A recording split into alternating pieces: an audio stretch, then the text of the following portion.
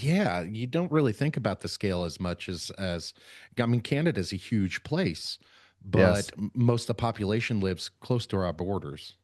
Oh, one way you could look at it is that when you have leftovers and you pick a container that's way too big, that's Yes. that's Canada, a very large Yes. container with a small amount of leftovers in it, and the size of the economy is probably well, our population is similar to California, Yeah. and I think California's probably got a larger economy than Canada does.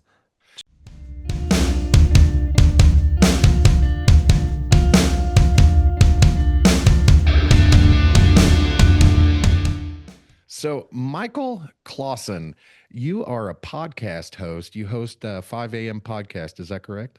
That's right. That's Yes. awesome, man. Where are you from? I think you're from Canada, right? I am, yeah. 45-minute drive north of the Montana border, and in about an hour, less than an hour, we can be at a ski hill in the Rocky Mountains. So That's awesome. That I mean, yeah, that's really, really awesome. we're tucked away. I live in the Yeah. Midwest, man. I'm about an hour north of Kansas City, so Ah, um, I'm just a few hours, south of you. But yeah. uh, I think it's probably within a day drive or so. I know we can get Yes. to Denver in about 12 hours. So Oh, yes. Well, I like the Midwest. I love the Midwest and have a childhood friend that lives in St. Louis and got some relatives up in Michigan. So yeah, St. Louis is only 4 hours east of us, man. That's pretty awesome. Small yeah, world. yeah, So yeah, that's neat. what do you talk about on your podcast? Oh man, we talk about hope and entrepreneurial ideas and just giving people the motivation to know that nothing's impossible. If they Yeah. believe it, they can achieve it. And a friend of mine that I've had on the show, Jim Tracy, said, if it's to be, it's up to me. Man, that's really wise.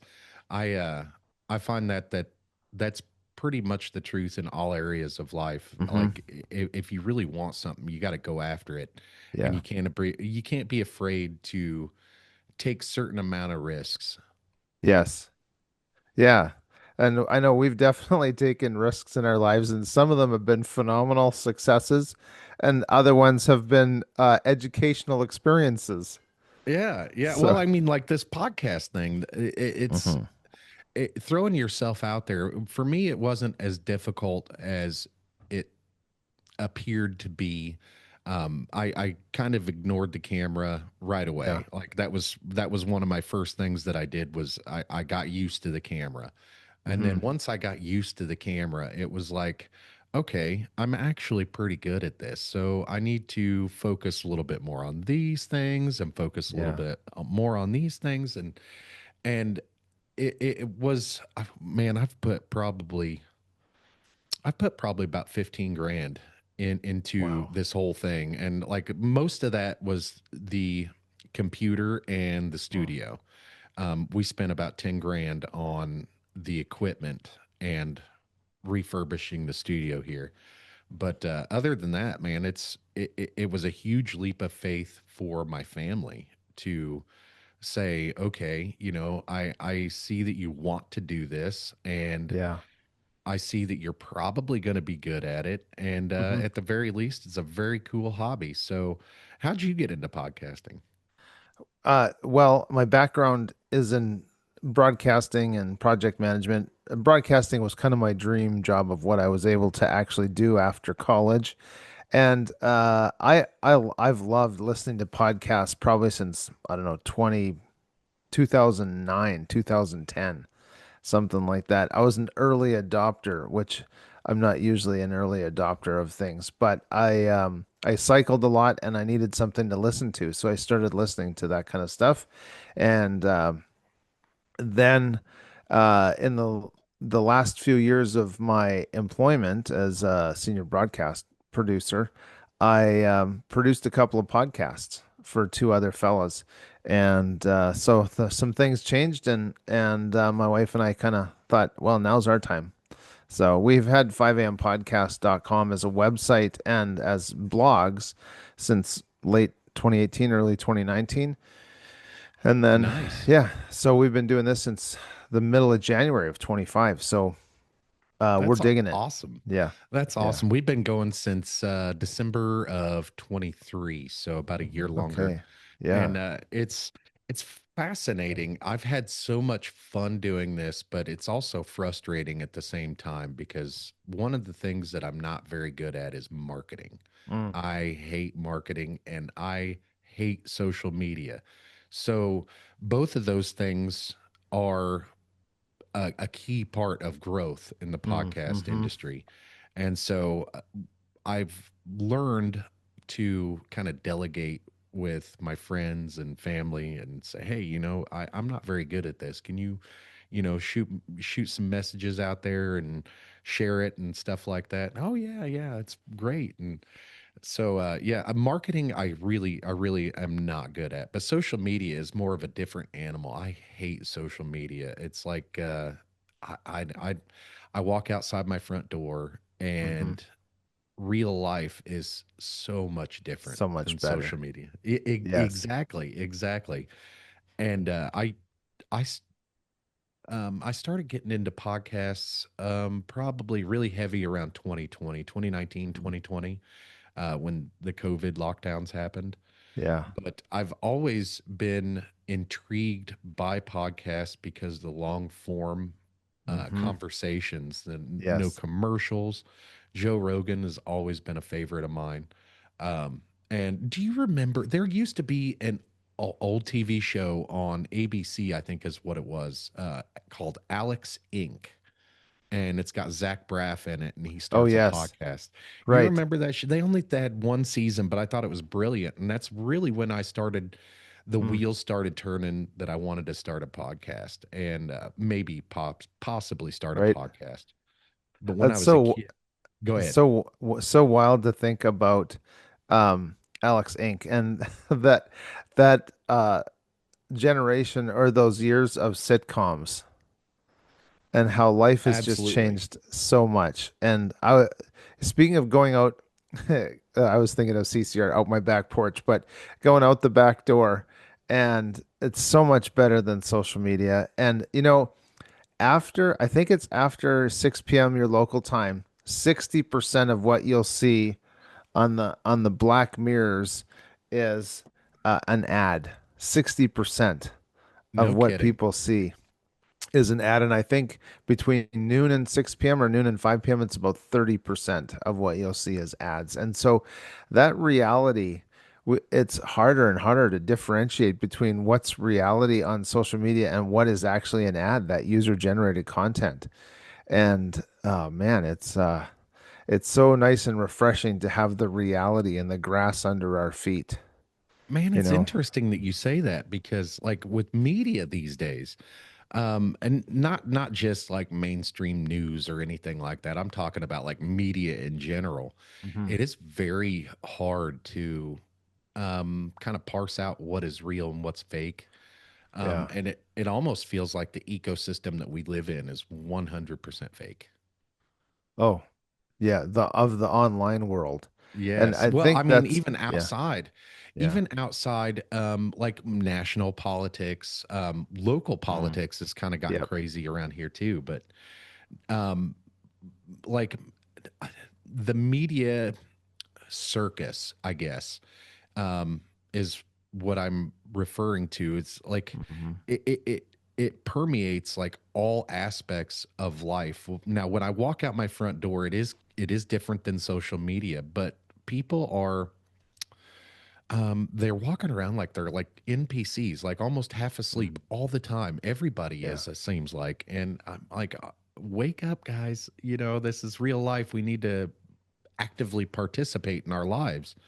And I think that's where a lot of the disconnect comes from these days is a lot of people aren't active participants in Mm, their life. They're hmm. just going through the motions and um, it just seems like reality has taken a sharp cliff off of what it should Yeah. be. Yeah. Yes. And fortunately, we live in a fairly small town.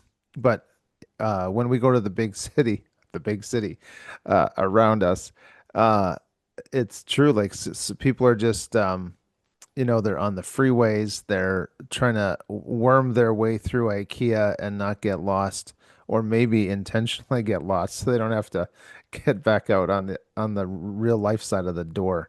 But that intentionality of living is something that we talk a lot about at 5 a.m. podcast of ensuring that we're not those MP3 NPC characters of I used to be an adventurer like you till I took an arrow in the knee, that kind of thing of Yeah. would you like a sweet roll? Okay, there's only a few video games that I used to play and I played them a lot, but you know, the Skyrims and all of those things with the MP3s, MPCs. I had to upload an MP3 this morning to a radio station that 5 a.m. podcast is going to be on. So I've got MP3 in the brain, but yeah, that living intentionally and facing the day with purpose, uh, and knowing how to compartmentalize that aggressiveness that we see even in local politics, like you're talking about. And it's man, life's not for the faint of heart. Yeah, that's another good point that you brought up. The compartmentalization. I think I do that fairly well, and I think that is now that you've said it, I think that is something Mm. that a lot of people are missing is that ability to compartmentalize different aspects of their life. Like um, national politics is a very good one because Mm. national politics doesn't here in the United States, national politics doesn't really matter that much, and people put a lot of weight into it, and Mhm. it does matter geopolitically. Like the things that, like, there's an old adage that's if the United States sneezes, the whole world catches a cold. Yes. And that's pretty true. If we have difficult times here, then the entire it spreads throughout the entire world.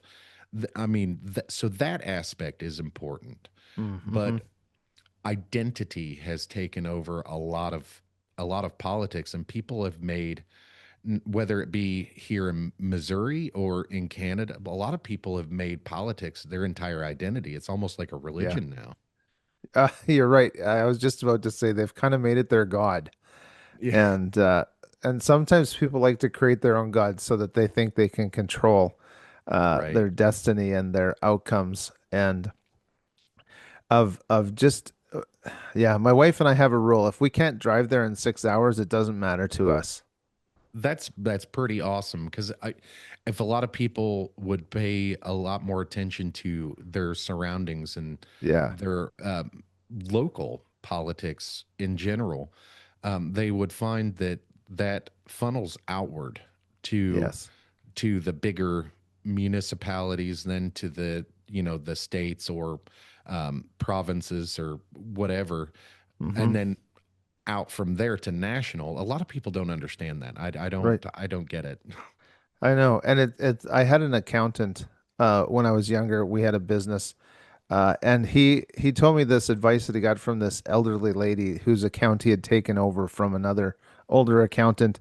And it was if I take care of the nickels and dimes, the dollars will take care of themselves. And so if we take care of local politics and we're involved and we kind of love our neighbors or at least don't hate them and want wish ill will on them, but if we can take care of those nickels and dimes politically around us, then that'll just extrapolate out into the larger conversations. Yeah, yeah. I've never been to Canada, but I really, really would like to go one day. Especially like, so you have to go through Canada to get to Alaska. So, Right.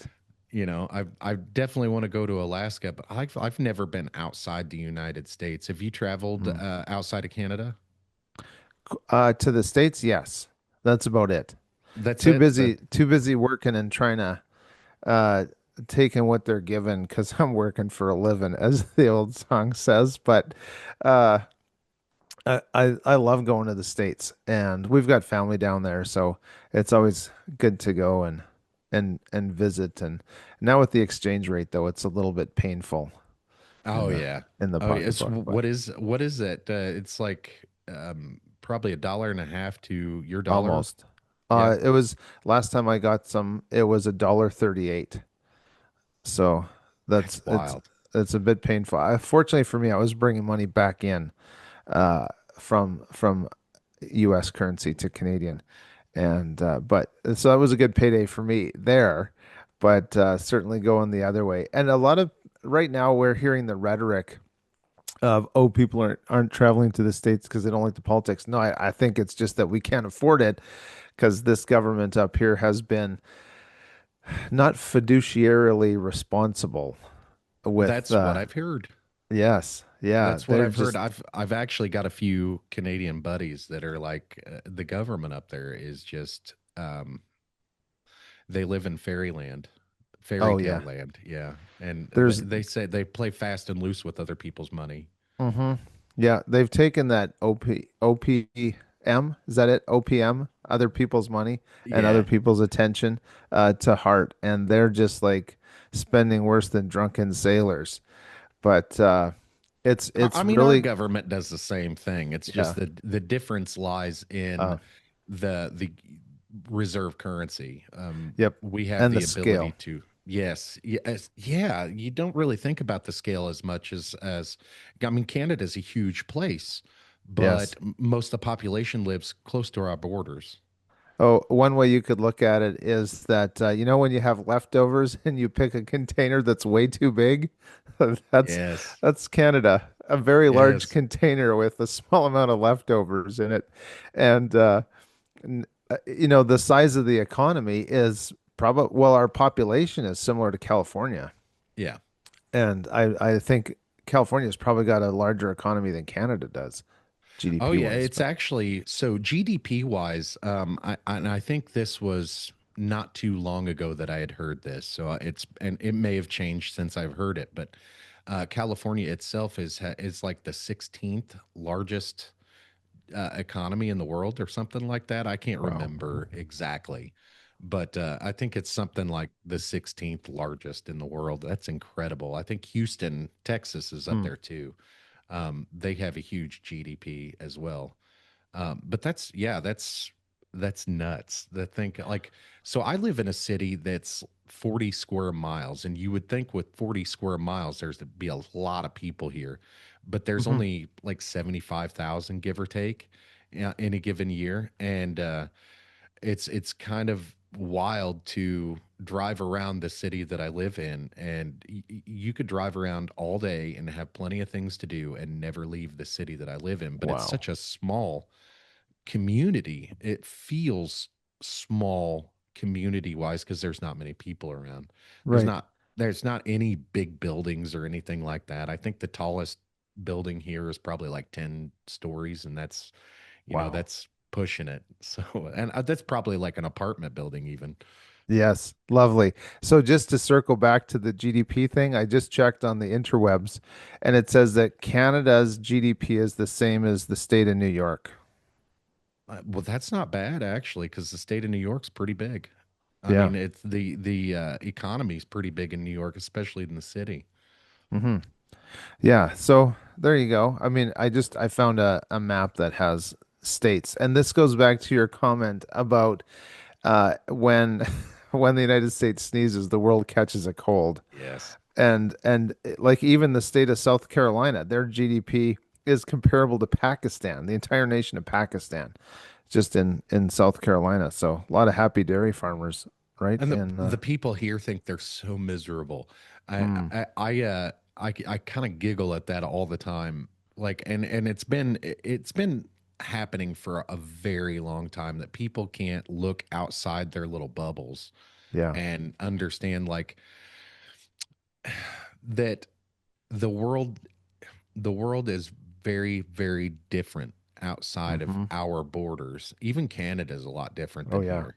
And a yeah, lot of people don't understand, like they can't zoom out to get the bigger picture that they are genuinely pretty even poor people here in the United States are hmm, doing a lot better than a lot of the world population.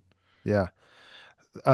That's it's very true that we can get so nearsighted on our problems and we don't think about all the great things that are happening around us. But I think also two nations and even states or provinces, they have a particular mindset that really drives their identity and even what they're capable of.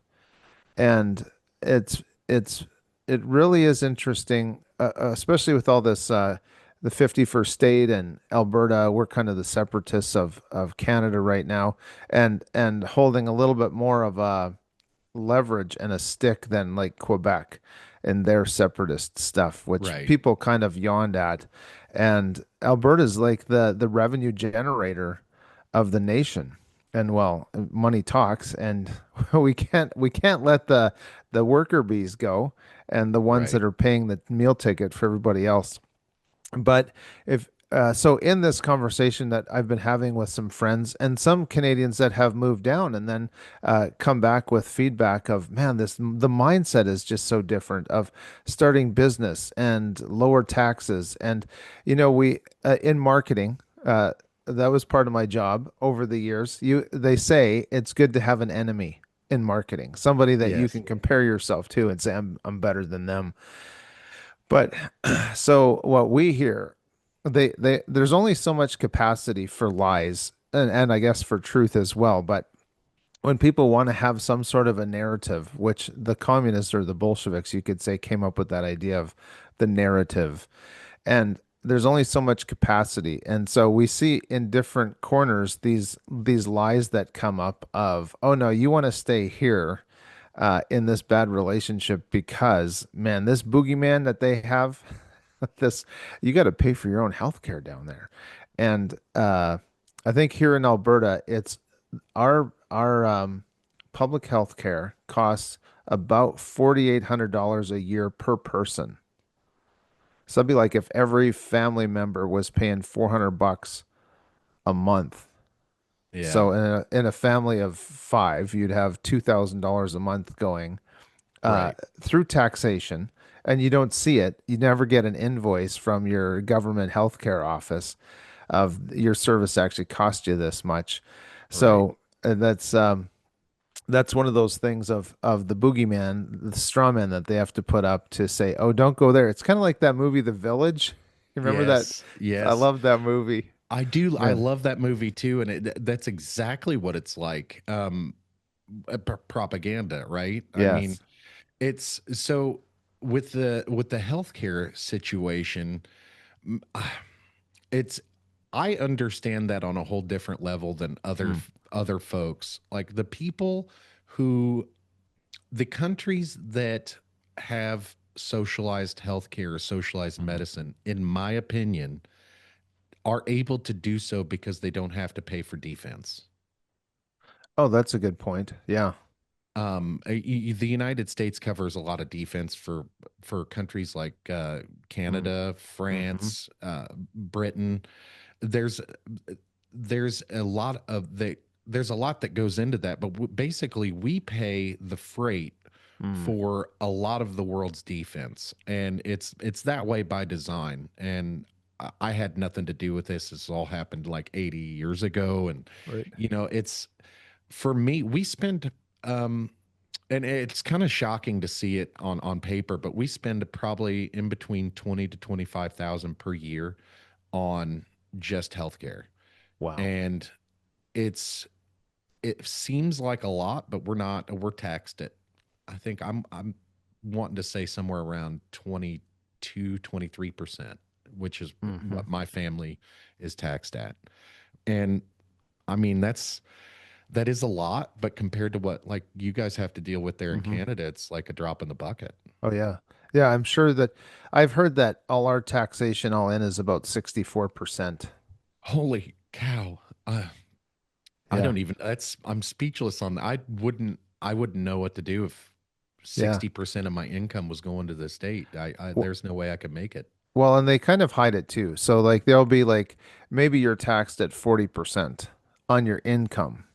But then there's all these other things along the way. There's Oh gasoline yeah. tax, liquor tax, cigarettes, and other things like that. Our GST, which is the goods and services tax, and then certain provinces have a provincial service tax as well. So some number crunchers have said the number is approximately around 64% of the taxes that Canadians will pay. And so that that includes our healthcare. But you can see that if we had only let's say 40% less taxes, and we'd have money for medical insurance premiums and things like that, you know. Right. There's several videos kind of poking fun at the tax system. For every dollar that we earn, we're we're severely taxed. If you want to add it up that way, Yeah. um, we have, of course, we have income tax, but then we have sales tax, and Mm-hmm. everything has different rates. So here in the city that I live in, we have city sales tax, we have county Wow. sales tax, we have Oh, state sales tax, and we don't pay federal sales tax, but it's altogether like 9%, wow. 8 or 9% of every dollar. So, I mean, it does add up when you think of it like that way. You know, the federal Mm-hmm. government gets their, 20 some percent, and then, the state that you live in, some of them, a lot of Mm. them take income tax as well. So, not only do you have federal income tax, but you have state Right. income tax as well. And And then probably on top, county. yes. Well, no, no. So Oh, okay. the county income tax is I don't think I think that's tied into state. So Oh, okay, gotcha.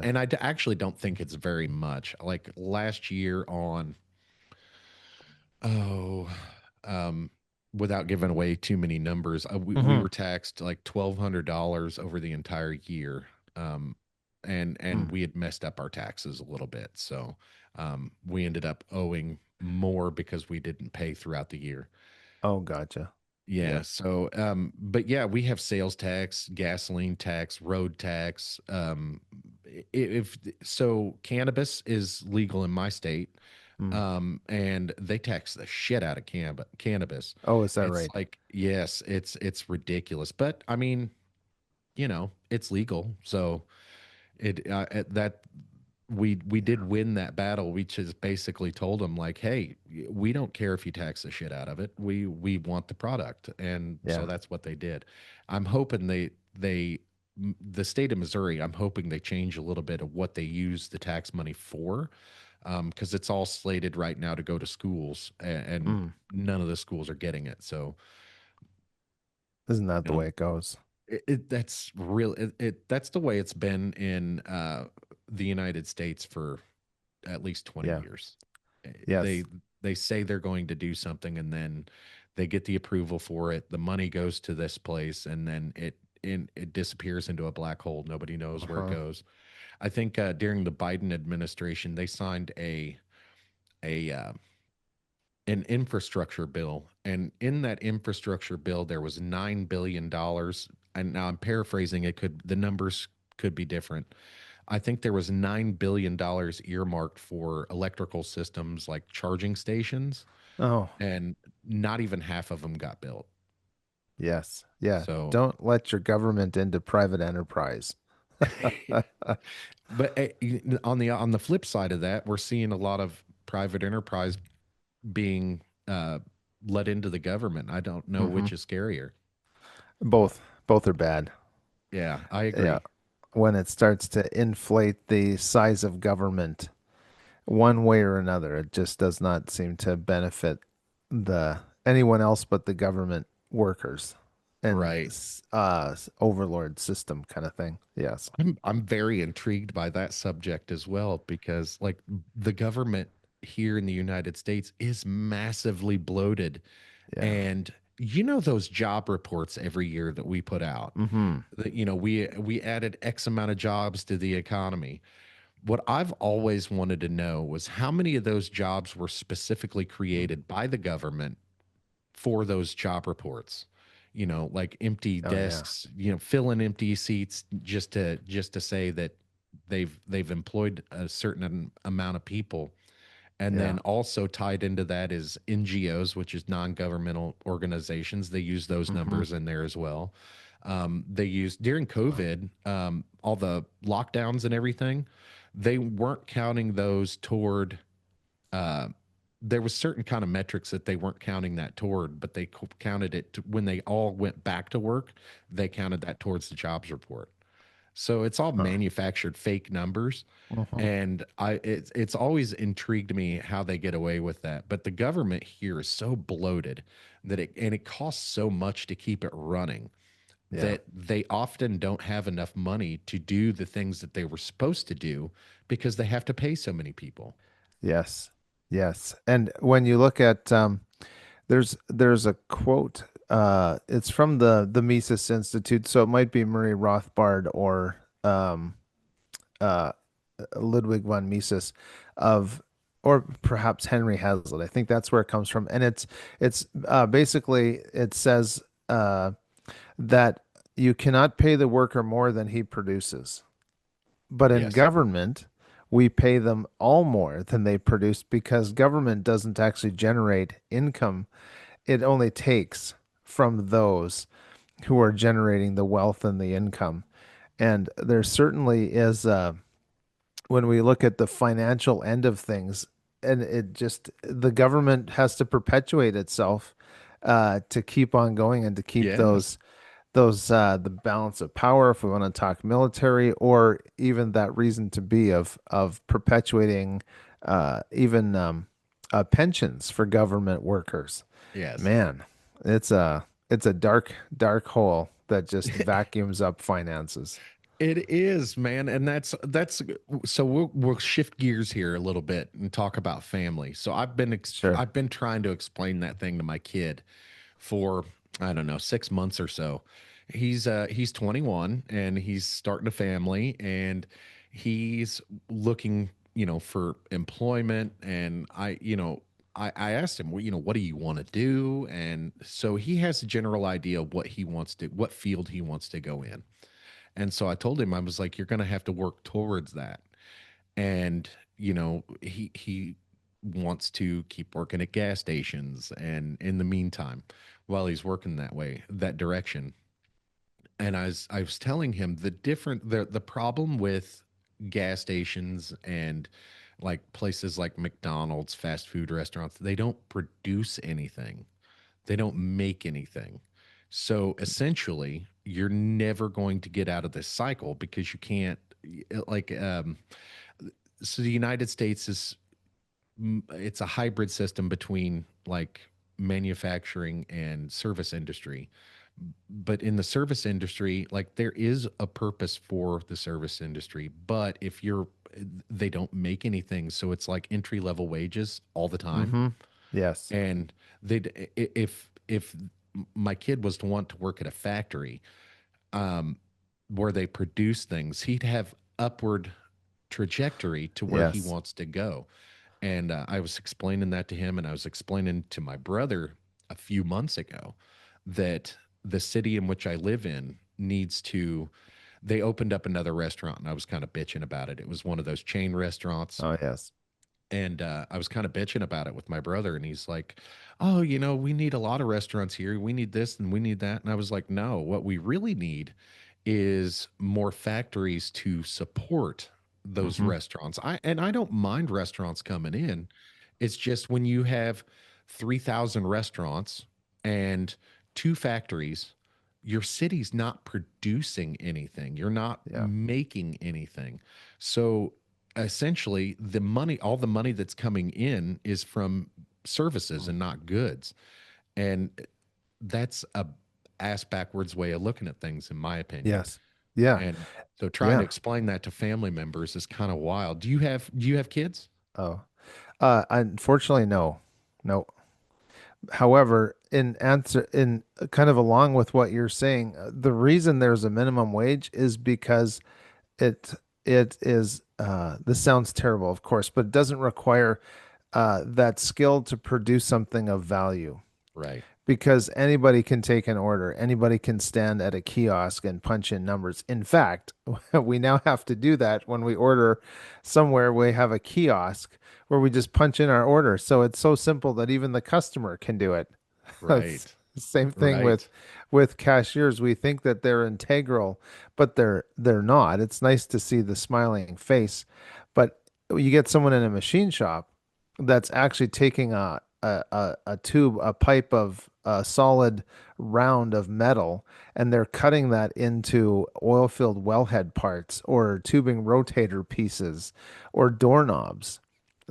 You're creating something of value that will enrich someone's life. You know, as they say, you kind of only rent food. I mean, some of it sticks around. Some Yeah. of it sticks around too much. Uh, but the rest of it goes into the sewer system. And I guess we could say thank God for the people that work at the water treatment plant and the sewer system. But those people are actually producing something that keeps people alive. Yes. And so when we think in terms of economy and economies of scale, we want those things in our communities that actually bring value and create value to not just the community, but around the world, possibly depending on the product. Yeah. And that's why China's been so successful, is they've found that they could make, I was going to say junk, but they could make quality on a sliding scale and Yes. products that are just as disposable as a hamburger wrapper, it would seem. Exactly. Exactly. So I'd venture to say that 90% of the products coming out of China are junk. Yeah. And there's no quality control there. And I think that's by design. So Hmm. it's cheaper to do it that way.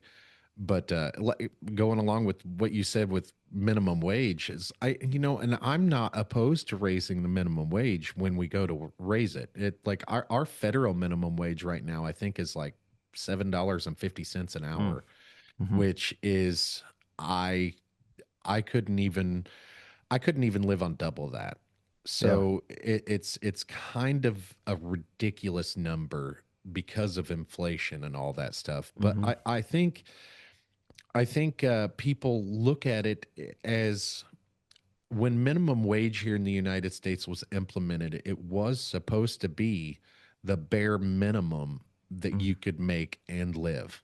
Now it's not like that. It's entry level pay, entry level positions, and you almost have to fight the government to be like, look, we cannot afford to live on $7.50 an Hmm. hour anywhere. There's nowhere in the United States you can live on that. Right. And people who work 40, 50 hours a week are finding themselves living in their car Hmm. because they can't afford to live. And now people would say, well, why don't you switch jobs? That's easy in a larger economy where you have jobs to move Hmm. into. Yeah. But in a rural area on the side of the road, let's take Route 66. You've heard of Route 66? Yes. Yeah. So we'll take Route 66 for an example. Back when Route 66 in their heyday, there was shops, there was gas stations, there was hotels, there was restaurants, there was all kinds of stuff on Route 66. But when the interstate opened up, people stopped going to these little towns. As a matter of fact, Disney's got a movie about it. It's called Cars. Yes. And so people stopped going and they stopped spending money at these places and these little towns just kind of died and there's still people there, there's still people that live there and they have to make money but they have no way out because the Mm. amount of money that they are able to make is so small and insignificant that most of them feel like they don't have a choice but to stay. Yeah. Yes. And that it's that destruction of the small town as people consolidate into certain areas. Yeah. And And I, luckily for us, right here where we live, we're right off the Missouri River. So mm, we've got, if the world collapsed or whatever, we'd have river traffic coming in. And we're also right off of a major interstate, which mm, is I-29, and it goes from all the way south to all the way north. And we have a state highway that runs right through the center of our state, or well, mm, I say center, but it's the northern part, east to west. It's 36 highway, and it goes from one end of the country to the other. mm, mhm. So it's pretty wild that we do live in an accessible spot where we are, but 3 hours down the road, it's they feel like it's impossible to get out. Yeah. Yes. And, you know, I think part of that is that idea that we grow up with you're living here, you're doing this, and you just do it. You don't end up changing with the times, although things around you change, and you've grown up around this one constant. Yeah. And like one of the things on our farm is my dad never wanted a junkyard. So we could never have like if something was obsolete, we had to get rid of it because it was just going to collect Yeah. dust. And then there's this point of, well, we kind of have to sell it now because it's losing value, and now's the most that we're ever going to get for it. And so we had to change with the times of what was coming. And I think too about that those entry level positions and those entry level wages of understanding how a family and community or a small group of people actually work together to help each other Yeah. to get bigger and better and more income and create more or provide more value to those around us. And I think that's something that's missing from this individualistic society. Yeah. You see a lot of that in Canada?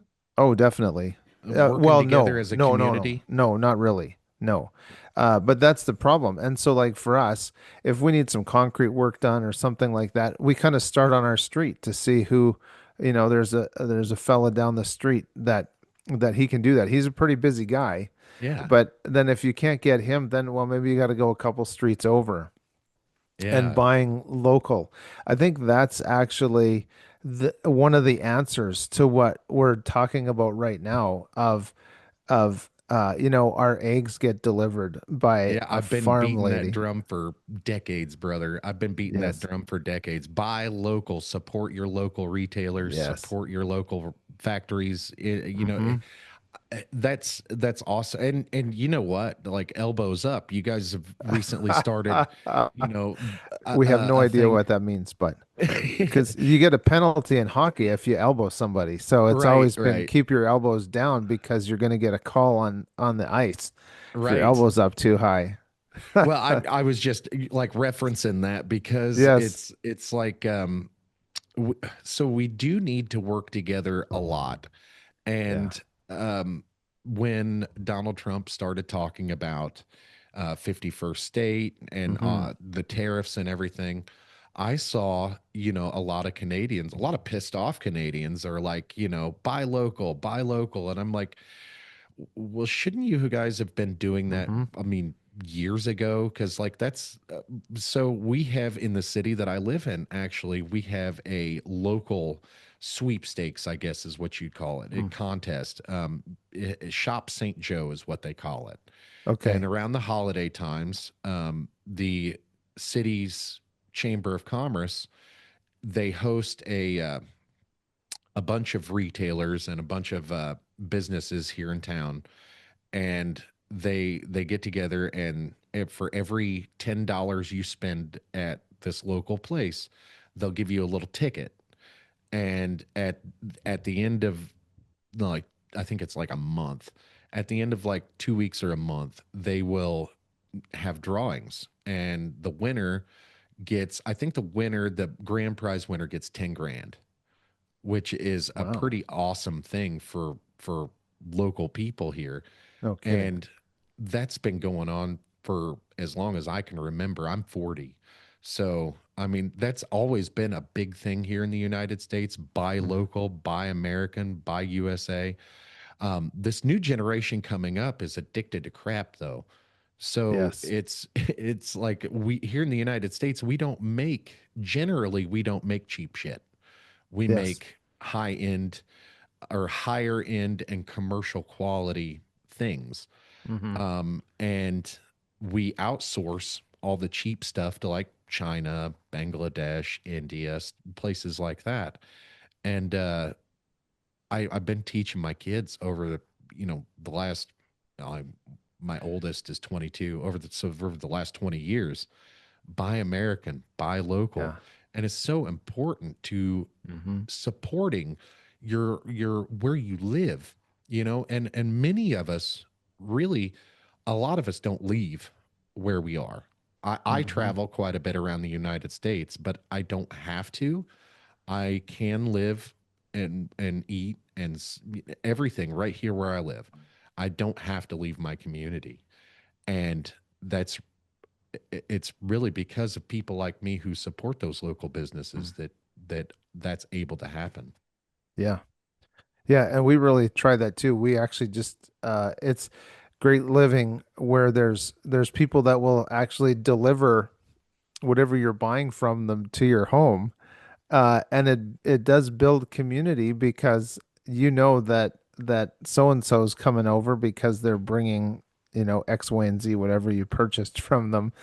Yeah. And the the town I'm in is very much like that. Whether it's community groups online, if somebody needs something, um, Yeah. oftentimes people in our community will actually save their bottles for somebody who's going to go on the community Facebook page and say, "Hey, I'm hurting right now. Has anybody got any bottles?" Right. Right. They'll be full up with stuff to take to the recycling center. And there's other things like that too. And it's just really nice to have that sense of community and to know Absolutely. that uh, people take that seriously of helping their fellow man and or woman, as the case may be. But Absolutely. certainly economics, being able to have a community that cares about what has been built over the generations, that they want to perpetuate that, and you know, the people who get the vision for the future can can say, okay, so let's build for the future with something that's sustainable.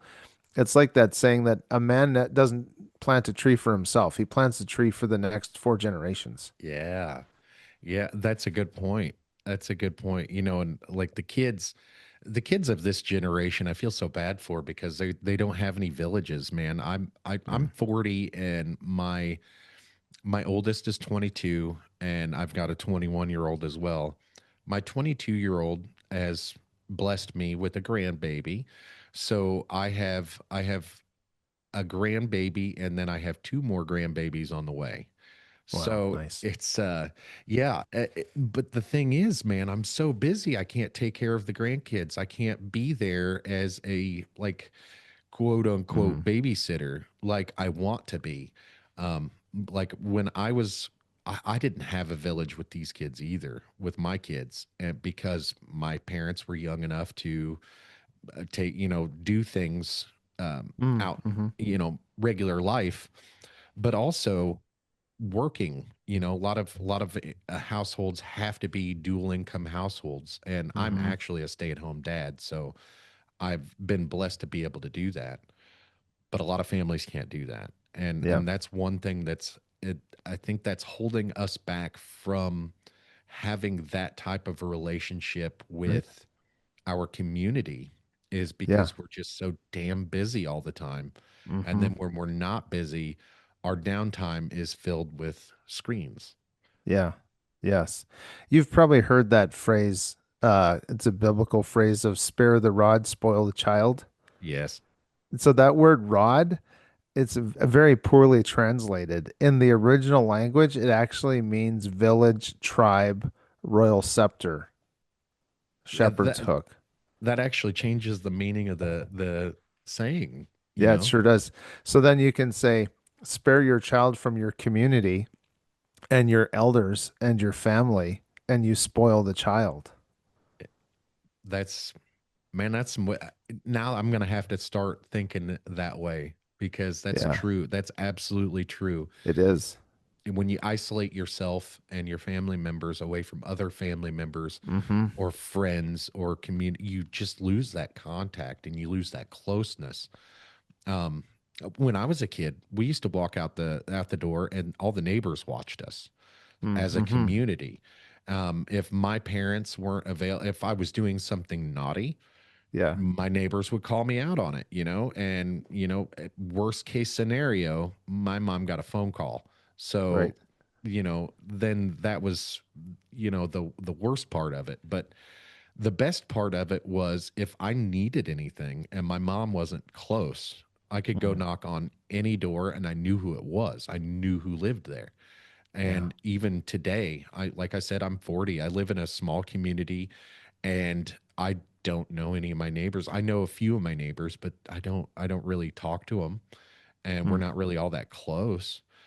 And things used to be so much different when it comes to that. And then it's like when something bad happens, most of the time where I live, we come together as a community. But like right now in Los Angeles, Mm. they're turning on each other. When something Yeah. bad happens, you're supposed to cling to each other and help each other and work on things together, not separately and not angry and lighting shit on Right. fire and you know what I mean? It's Hmm. I it's a strange dichotomy. It's that house divided against itself can't stand. That's And exactly right. there's only one political bird. It has two wings. And the right and the left, it's on the same bird, and they can just say, I'm not sure the emblem on the other side of your hat, but man, Chicago Bears fans, that's it. Or the Lions, there you go, Kansas City Chiefs, and pick a color. And it's like we're taught that from high school or even elementary school. And all our way through education of you're picking a political color, you're picking a team color, you've Right. got your school color.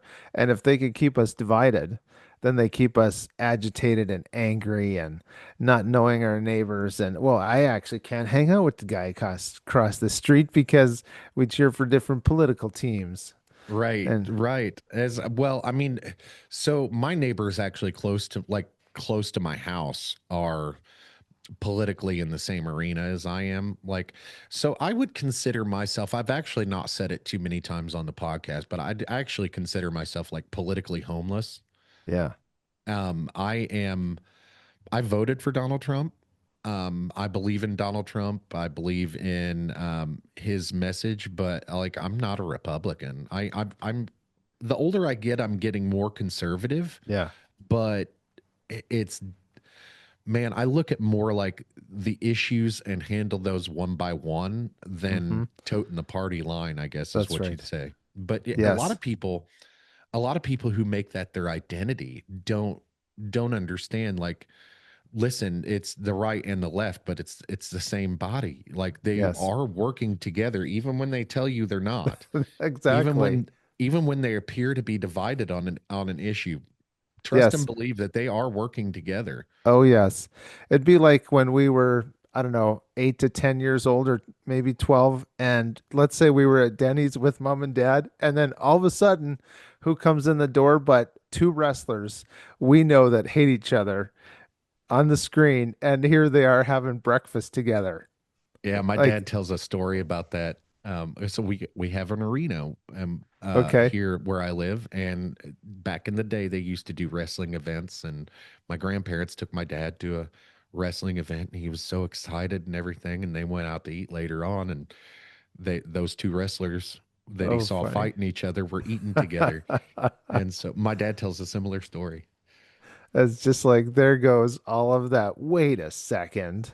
Right, I've been right, shaking my fist at you because I know I'm supposed to hate you because the Hulkster hates you. right. And here they are having breakfast. Rowdy Piper and the Hulkster having breakfast together. This just Yeah, ain't and right. I've actually seen that. I've actually seen like I've never seen those two personally, but I've Yeah. actually seen Hulk Hogan and Roddy Piper having dinner Wow. Yeah. on TV. So, Yes. so speaking of wrestling, are you a wrestling fan? Oh, no, not at all. Well, Oh, okay. when I was much younger. Yes, but not now. So No. back in the 90s, there was the Hart family. Bret Yes. Hart and Stu Hart and Owen Hart and Yeah. they're actually from your neighborhood. That's right. Yes. Yeah, That's not that far awesome. away. And it was one of those things of wow, how did that happen? Can anything good come out of Canada? Like, yeah, I guess so. Maple syrup, brother. Maple syrup, man, that's right. Love that stuff. That stuff's so good Absolutely. that it gets stolen, and there's like a whole cartel around Isn't that that the that. craziest thing you ever heard? Hmm. Like instead of cocaine or anything like that, Canada's got maple syrup that they sell on the black market. That's Yes, crazy. Yes, It's black market hilarious. maple syrup. Just give it to me. If I could mainline it. I know I've seen some people drink it. You So, remember that old movie Super Troopers? yes. And Yeah. the challenge, the maple syrup Right. challenge. I would Yeah. do something like that. Oh yeah. I love maple syrup, Yeah. It's and delicious. it is. What I've never, so another Canadian staple is poutine. I've Oh, never had poutine.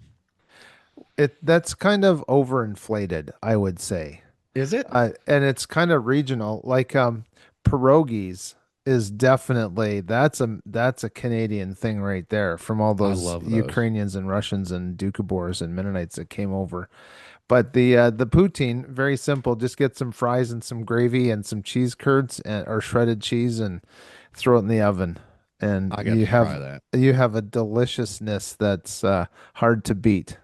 I gotta try it, man. I've got to try it. Yeah, just Well, some brown listen, man. gravy. It's Brown, yeah, brown gravy, you said? brown gravy. That's the stuff. Yeah. Yeah, that's awesome. And like I've got to, so there's a lot of things on my list to try when I go to Canada. Poutine's one of them. Yes. Um, and obviously Canadian maple syrup. But here's another one. Magic mushrooms are kind of legal in Canada. Yes. Yeah. And they're using it to help soldiers and other people with post-traumatic stress disorder and recovering memories and counseling and things like that. Yeah. Are there any negative things happening in Canada since then? No. Like when it's come to that subject? No, not at all. Not that I know of. No kidding. That's amazing. We're here in the United States. That's another thing that we're trying to look at is um, psilocybin Yes. with uh, post traumatic stress and all Hmm. that good stuff. Hmm. Well, not good stuff, but bad stuff. Yeah. But they're also testing out like MDMA, which is the Oh, primary component of ecstasy, wow. and they're trying to work on that with soldiers and stuff. And that's actually something I'm into is psilocybin mushrooms. Like I've been into them for a few years now, and it's not legal here, so I have to travel to do it. But Right. Well, and those kinds of natural modalities, they take away from the big earnings of the pharmakia and yes, the chemicals that can be patented. And yeah, but yeah. if they figure out how to put it in a pill, Mm, I mean, they'll sell the shit out of it here. yes. Oh yeah. I'm sure they will. And of course I always think in terms of being sober-minded and using wisdom and things, and it would be beneficial to our community as a whole to have people healed, especially Yeah, of mental disorders, not just the physical ones, but the mental right. things that keep them, let's say, being a productive member of society, not so much productive and producing things, but being whole-minded, so that you don't Absolutely. have those things bothering you anymore. You're not self-medicating with alcohol and burning your paychecks at the casino or the liquor Yes. store, and having a little bit fuller of a life. Yeah, and another And thing is yeah, like you got to take care of your veterans, right? I mean, yes. like here in the United States, our veterans, I don't know how you guys up are in Canada, but our veterans, like we love our veterans here in this country, and our government doesn't seem to care about them as much as we Hmm. do, and Yeah. we'd prefer if these guys and gals have to go defend our country. We want to take care of them when they come back. We want to Right. make sure that if they've got some mental anguish or mental stressors, we need to take care of them. Absolutely. And I'm one of those type of people that if you go and serve in the military in a foreign war, you should come back and not have to pay any taxes. Hmm. You know, I think like that, and I think a lot of Americans do. And it's strange to me, particularly, that we fight so hard for these things, and our Hmm. government fights so hard against them. Yes. Well, we can't put that expectation on the government because the government is there to perpetuate itself. Exactly. Yes. Man, brother, I explain that to people all the time. A government's job is not to care about the people. That's right. A lot of people here in the United States is our government's by the people for the people. And I'm like, no, the government, our government, especially since World War II, has been set up to where it it only cares about Hmm. continuity of government. Um, with all our citizens. So the way the government is, all governments are pretty much set up is like they will take care of themselves first. Hmm. And Yeah. that's why, the big governments have bunkers and, like Yes. here in the United States, we have Cheyenne Mountain, which is the deepest, one of the deepest bunkers there ever was. And we have those things not because our government cares about us. Hmm. It's because our They care about government them. cares about itself. Yes. And even if there was no people here, our government would still run. Yes. The in this last Canadian election, the last couple have been uh weird and interesting. But the reason I bring that up is that you see that especially during election time where you've never had this person knock on your door or give you the time of day at all. And then all of a sudden, Yes. hey, I want something from you. I need you to go stand in this box and mark an X or fill in the circle beside my name, please. And uh, when you see that and you realize their business that they've placed themselves into that system of perpetuating themselves first and foremost.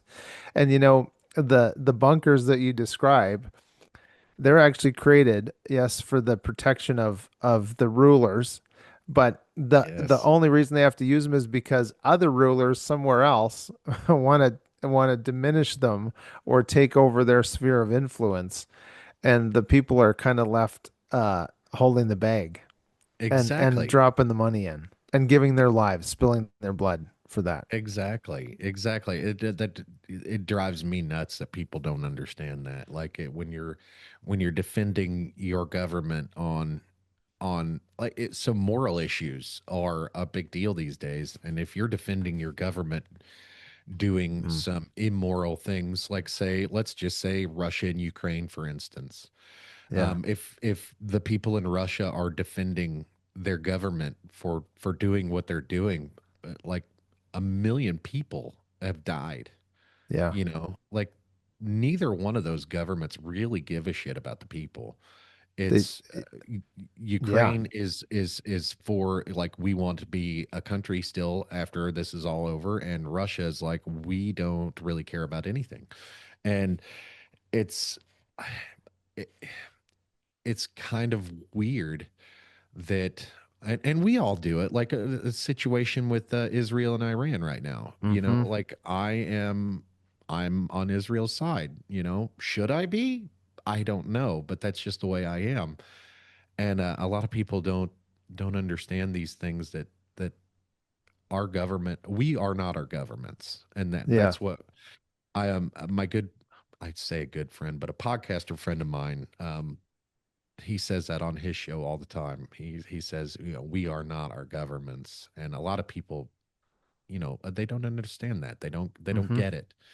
We don't have to be our governments. We just have to direct them a little bit. Yeah.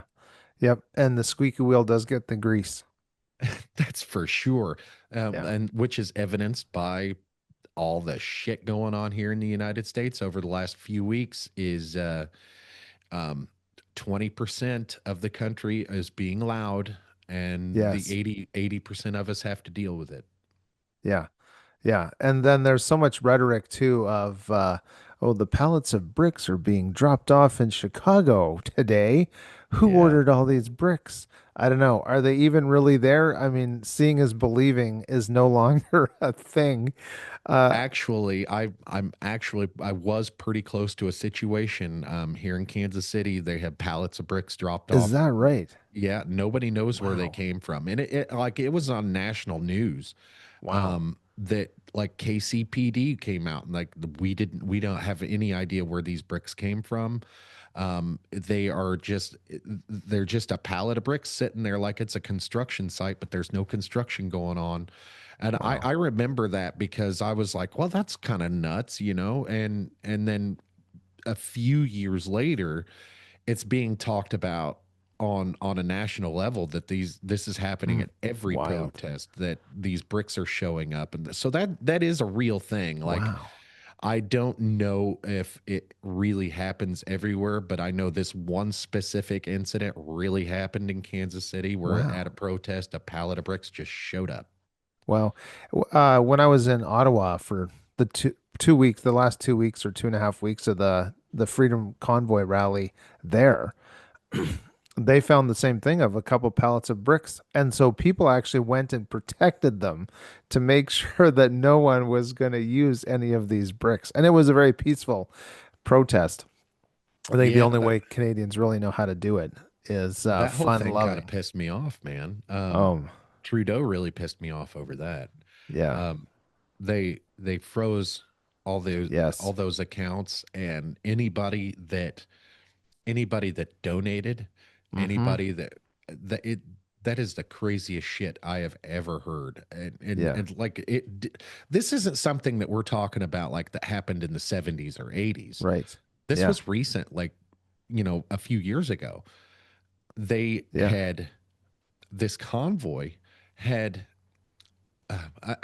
even forget what the Freedom Convoy was about now. I think it was It, about was mhm. go ahead. Yeah, it was about you not being able to do certain things if you didn't get the jabby jabs, and if you didn't agree with Yes. that, and people were having to give up their jobs. Truckers weren't going to be allowed out of their vehicles if they were coming in from America and they didn't have the right paperwork. People were threatened with being quarantined for 2 weeks on their own cost just to make sure they didn't have, some prognosis that Yeah. you can't actually tell if you have it unless we shove this thing and hit your occipital lobe with this cotton swab. And but it was a phenomenal experience. Probably one of the best assignments of my career being in Ottawa. And I think that's what upset the powers that be even more is that there was bouncy castles and people playing street hockey and nobody went without. There was the probably the second day I was there. First day there was so much food provided. Second day I'm walking by these guys and they're doing kebabs on their little hibachi, and they're like, "Oh, come and have some." And I'm like, "No, it's okay. Like I've had lots. And what if you guys run out?" And the guy looked at me and said, "Well, then we'll just get more. It's fine. Don't worry Hell about it." There was yes. just an abundance of all good things, and this was like a picture of what the hoi polloi, the crowd of people actually wants to be like, Yeah. you know, uh, you get rid of the paid agitators and the people to the Pied Pipers that will lead people down dark paths. And for the most part, we're going to look out for our fellow man and we're going to Yeah. make sure that we're all taken care of. It's interesting that you say paid agitators because I had a guy on a podcast a few weeks ago. Mm. His name is Adam Swart. He's the CEO of damn. Now I forget what the place is. It's a basically like paid protesting. Really? Wow. Anybody can reach out to this company and they can crowdsource people Wow. and get them at your event. And I asked him like, what outside of like protest, what is your most um, what is your biggest selling point? Where do you guys what do you guys do when you're not doing protest? And he said their biggest thing was like product unveils or like product Mm. announcements and stuff like that, where they have to have big crowds and like they're going to Yes. televise it and stuff. He Yep. said that's one of their big ones, but like it's mostly protesting. And Wow. I was simultaneously angry and impressed at the same time. Yeah. Impressed and angry because like on one hand it's really genius that he figured out that he could do that and get Mm-hmm. paid for it. and that this was a demand and people wanted this service. But the reason why it made me angry is like, he thought about whether he could, but did he stop and think about whether he should? Mm. And now it's gotten to the point where all these protests, like, I'm under the assumption that most of the protesters there are being paid. Yeah, now, because the truth is out, Yeah. and even in our small town, that was even talked about. We were chatting with some people at one of the community fairs or um, uh, farmers markets, Yeah. and they were talking about how somebody local that they knew was getting an exorbitant amount of money, uh, being paid to disturb the shit and things like that. Yes, Yeah. stirring the Yeah. pot, and Yeah. And we've had a few local protests here where I live that I wouldn't, I wouldn't have saw, like, so the No Kings protest yes, and the hands off protest, both of those two came to my little town here. Like, we are wow, an hour north of Kansas City, and we have a little population of, you can say, 100,000 metropolitan population is about um 100,000, I would say. mm, But like, there's, why are we having a bunch of protesters here? And then I had buddies that drove around these protests, and they were looking to see if there was anybody they knew, and there was nobody they knew. yeah, yeah, And about an hour and a half to 2 hours after these protests would stop, they'd be in another city. wow, And that is the wildest shit to me. And I yeah, see this stuff, and like, I didn't get out and drive around myself to see if I knew anybody, hmm, but I didn't see anything on social media. I didn't see anything on friends' social medias. I right, didn't see like all the news clips that I saw. I didn't see anybody I knew. So just, yeah, it further reinforces that most of these protests are all bullshit, yes, and probably at least 50% of the people at these protests are being paid to be there. yes, yeah, and it's the paid for chaos of the Yeah. traveling circus.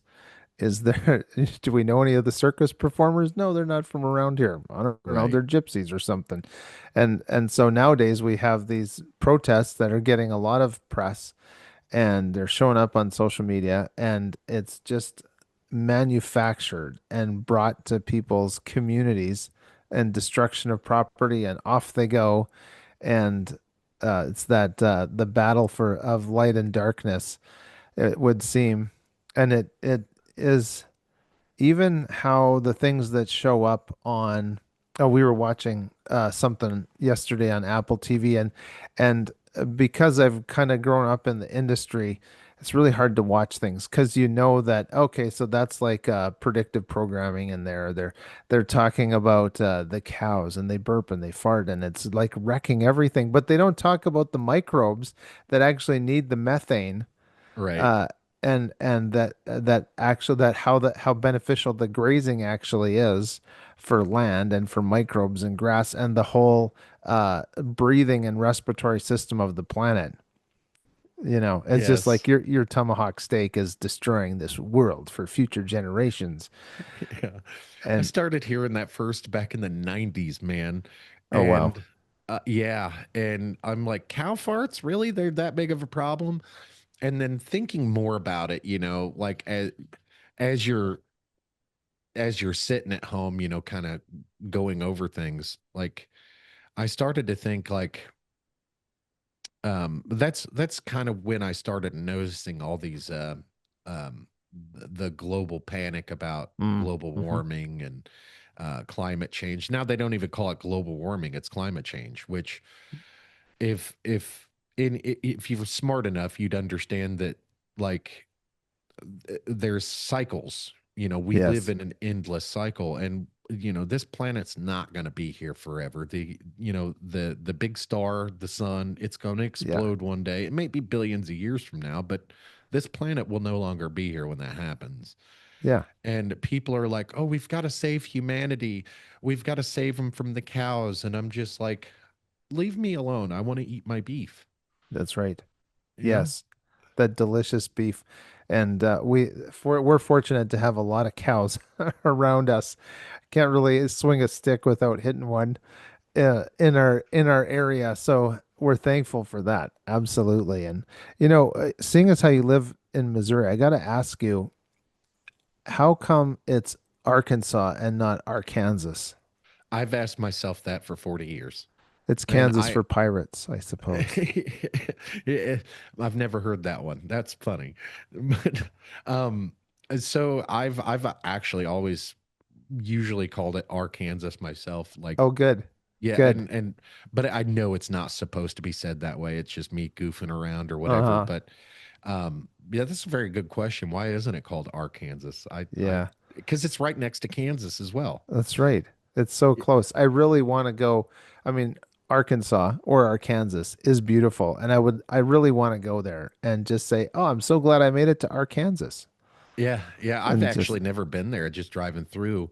But right next door in Tennessee is one of my favorite places to be. oh yeah, that's a beautiful state. It's on my Yeah. list. I need to get there. The most visited national park is in Tennessee. It's the Smoky Mountains National Mm, Park, and it is gorgeous there. And there's this little mountain town that they have all these the side of the hill mountain coasters and okay. um, lots of little carnival rides, and it's so awesome. The atmosphere is Mm, so awesome, and the people are so nice, and wow. it's just a great place to and it doesn't really matter what you're doing. You could be sitting down in town in the middle of a big giant group of people, and you still like you look around and am I really here? Can somebody Wow. pinch me? It's so beautiful. I'm sure it's nothing compared to Canada though, but Oh, you know. I heard someone recently that moved to Tennessee. They said the only problem with moving to Tennessee is that we didn't do it sooner. Yeah, that's no kidding. I've been wanting to move there for the better part of a decade now. Oh, is that It's right? and that's where we want to retire. I'd like to Mm, retire at the base of the Smoky Mountains. wow. That's where I'd like to live. That sounds idyllic. Yeah, it does. It's so and it's actually not that unobtainable. You'd think you'd have to be rich and Mm-hmm. like really the land prices are high, and of course Ah, the cost of construction is high. mm-hmm. But if I bought a chunk of land, I don't really need much.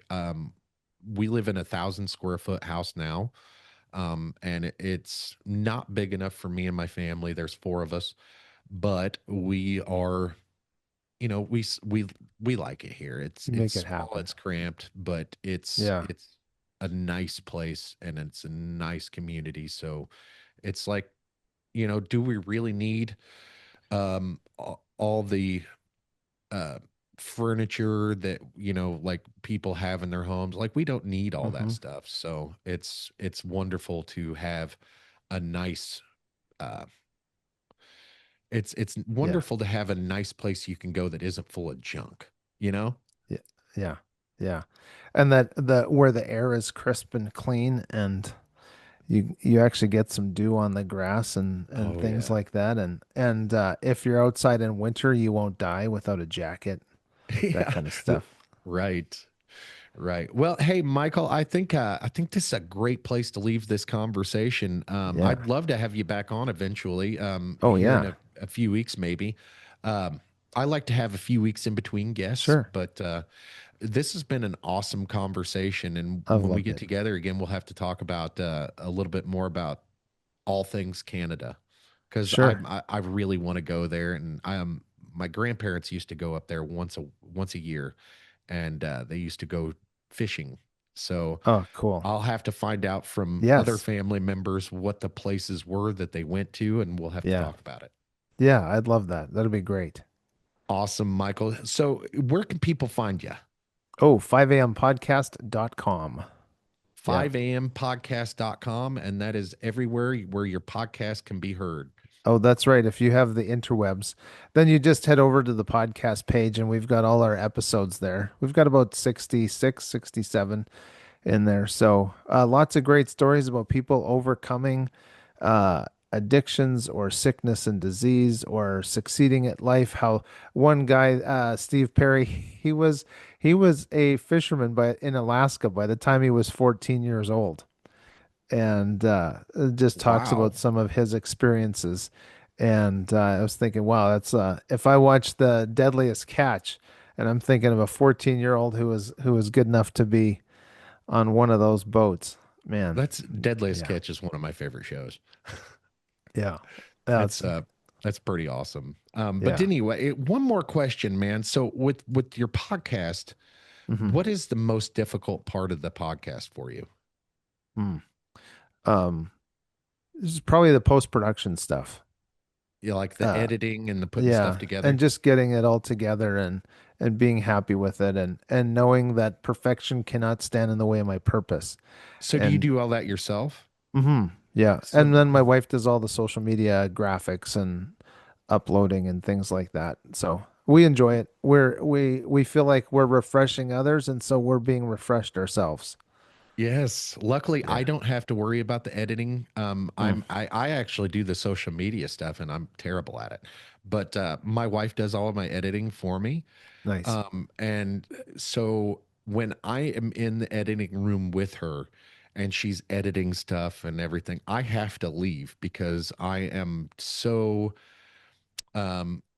I am so critical of Mm, myself of course. that I would cut things out that end up being the best part of a show. Yeah. Yeah. And a lot of people hate their voice, you know, Mm, and I'm one of those people that I love my voice. So yeah. I even love the way I look on camera. So it's That's great. good. It's Um, perfect. right, right. Yeah.